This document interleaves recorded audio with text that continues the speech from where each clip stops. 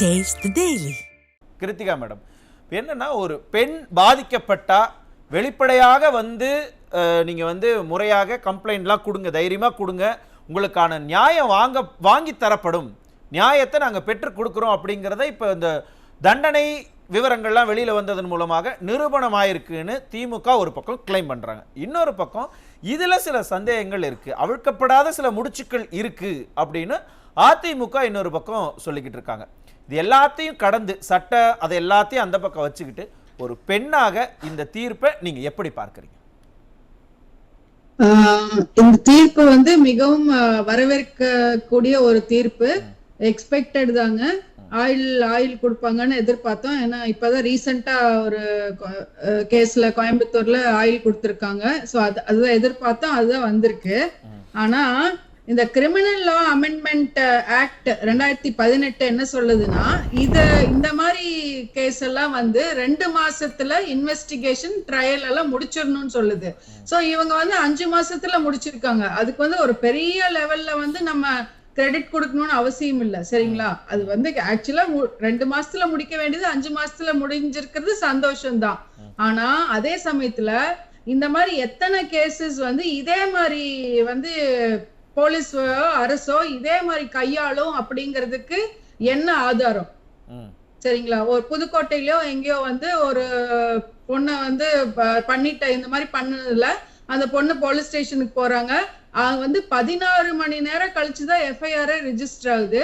அதுக்குள்ள நீ மெடிக்கல் எக்ஸாமினேஷனுக்கு போன்னு சொல்றாங்க. மெடிக்கல் எக்ஸாமினேஷனுக்கு போனா நீங்க லெட்டர் வாங்கிட்டு வாங்க, அப்பதான் பண்ண முடியும், இங்க அப்படி சும்மா எல்லாம் பண்ண முடியாதுன்னு திருப்பி அனுப்புறாங்க. அந்த பொண்ணு போலீஸ் ஸ்டேஷனுக்கும் ஹாஸ்பிட்டலுக்கும் அலைஞ்சு 16 மணி நேரத்துக்கு அப்புறம் தான் இதே எடுக்கிறாங்க, சரிங்களா? எஃப்ஐஆரே போடுறாங்க.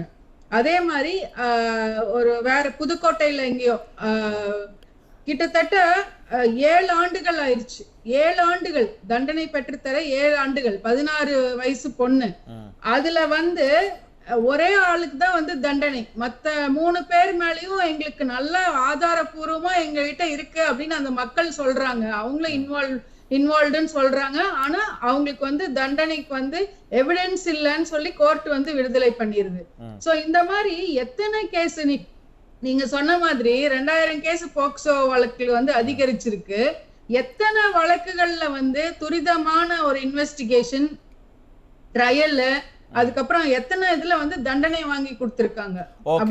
அப்ப இவ்வளவு சீக்கிரமா இந்த வழக்குல நாங்க தண்டனை வாங்கி கொடுத்திருந்தாலும், அரசு வாங்கி கொடுத்திருந்தாலும், மற்ற வழக்குகளையும் இதே மாதிரி வெகு சீக்கிரமா இந்த தீர்ப்பு வந்துரும், இல்ல விசாரணை எல்லாம் முடிஞ்சிரும் அப்படிங்கிற ஒரு நம்பிக்கை உங்களுக்கு வரல அப்படின்னு எடுத்துக்கவா? வரல. இதுல எதிர்கட்சிகள் எல்லா கட்சிகளுமே கையில எடுத்து இத பூதாகாரம் ஆக்கினதுனால மட்டும்தான் இவங்க துரிதமான நடவடிக்கை வருது.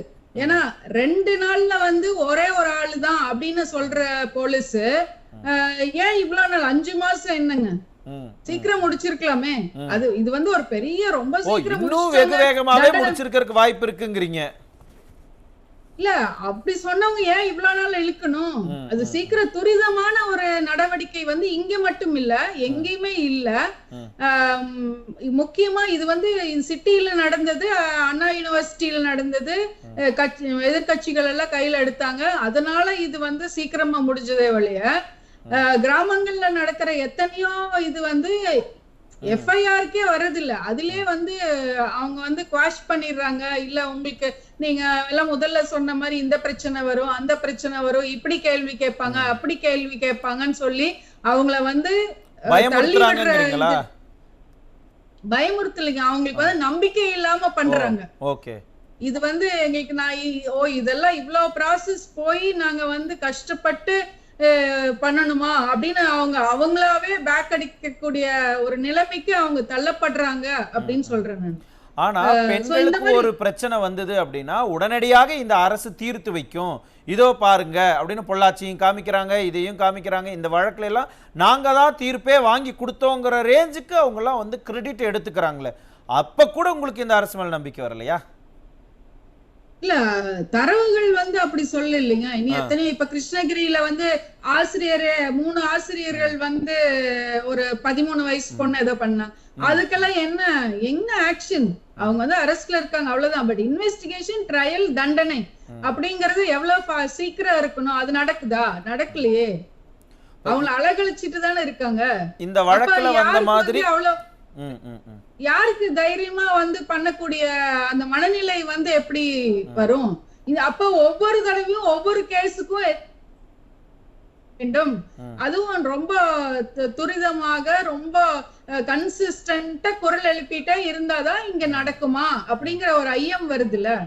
அதாவது எதிர்க்கட்சி வந்து தொடர்ந்து இந்த அரசை வழிநடத்திக்கிட்டே இருந்தாதான் வெகு விரைவாக இவங்க தீர்ப்பெல்லாம் வாங்கி கொடுப்பாங்க அப்படின்னு சொல்ல வரீங்க. ஆமா, அப்படிதான் உங்க பத்திரிகை செய்திகள் அப்படிதானே வருது. நான் சொல்லலைங்க, தரவுகள் வச்சு சொல்றேன். பத்திரிகை செய்திகள் எல்லாமே வந்து 7 வருஷம் 6 வருஷம் 8 வருஷம் 10 வருஷம் இப்படிதான் போயிட்டு இருக்கு ஒவ்வொரு கேஸ் ட்ரையலும். ஏன் சீக்கிரமா முடிக்கணும்னு தானே சட்டமே சொல்லுது. Criminal amendment bill 2018 Akeel sir இருக்காரு, அவரே சொல்லட்டும். அது என்ன சொல்லுது? 2 வருஷத்துல முடிக்கணும்னு சொல்லுது இல்ல. அது ஏன் இவ்வளவு லேட் ஆகுது? புரியுது.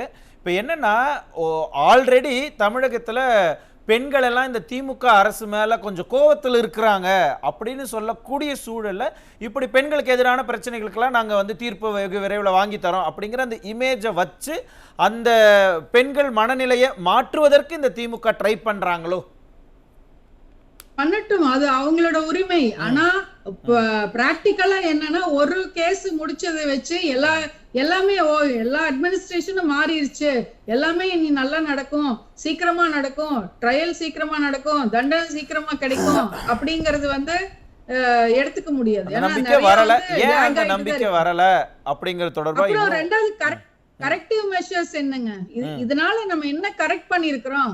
அப்ப கேமரா இல்ல அண்ணா யூனிவர்சிட்டியில அப்படின்னா ஒரு மெயின் கேட்ல ஒரு செக்யூரிட்டி கூடவா இருக்க மாட்டாங்க? அவங்க எப்படி ஒரு ட்ரெஸ்பாசிங் வந்து எப்படி அலோவ் பண்றாங்க? அதுக்கு உண்டான எஜுகேஷனல் இன்ஸ்டிடியூஷன்ஸ்லயாவது நீங்க என்னென்ன பண்ணணும், இது நீங்க பண்ணணும் அப்படிங்கிற ஒரு அறிக்கை வந்திருக்கா?